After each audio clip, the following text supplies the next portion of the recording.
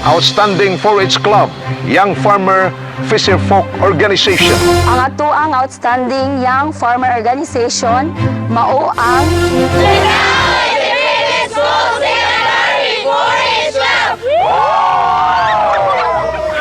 Ang DIS 4-H Club nahimong usa ka outstanding tungod kay nagpakita sila og kahanas ug katakos sa mga agricultural activities sama sa pagpananom og utanon ug ang product development nga mao ang cacao jamu nga ilan ang gina-market both local and international. Adunay sad silainan agricultural activities sama sa pagpanahi og tuga. Aktibo usab nga magsalamot sa mga aktibidades nga gipatawag sa atong ahensya sa probinsya sa Bohol. Gani usa sila sa regional winners sa gihimo nga National Excellence Achievers Award dito sa Boracay Island. Congratulations, Danao Integrated School Secondary 4-H Club for being the outstanding young farmer organization. Isip usa ka leader sa 4-H Club, ako mapasalamaton tungod kay pinaagi niini nakamao kami sa pag-uma. Nakatabang kami sa pagproduce og pagkaon sa among komunidad. Kamao usab kami sa pagdevelop og produkto nga mao ang cacao jamu ug na-develop among skill sa dressmaking.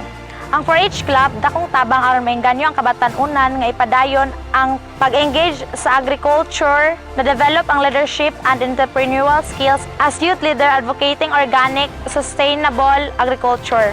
Magpasalamat ako sa among teacher in charge nga si Ma'am Baltasara Monton. Sa Danao Integrated School Secondary 4-H Club, kani sila kung makugihon nga bisan even though day classes nga days or hours, ari gina sila diri sa ilahang area, sa ilang gulayan o sa among production aron nga buhaton ang ilang mga tagsa-tagsa ka mga responsibilidad sa maong organisasyon. Sa among school principals, Sir Leonardo Infanzo sa pagiya kanamo. 4-H Club ug dinhi sa eskwelahan usab ato silang tudloan nga magmabungahon ang ilang paningkamot ug ang ilang hiyas sa pagpamuhi ug pagpananom.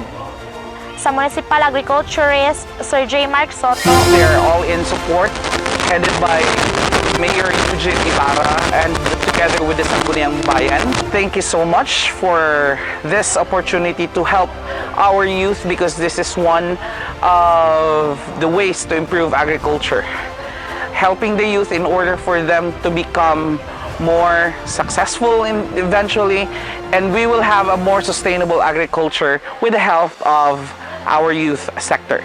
Thank you and congratulations, Danao Integrated School Secondary 4-H Club. Ug sa Office of the Provincial Agriculturist sa maong assistance nga gihatag, labi na sa among Governor Aris Omentado, suporta sa mga kabatanunan pinaagi nining suhid sa malampusong mag-uumang bulanon.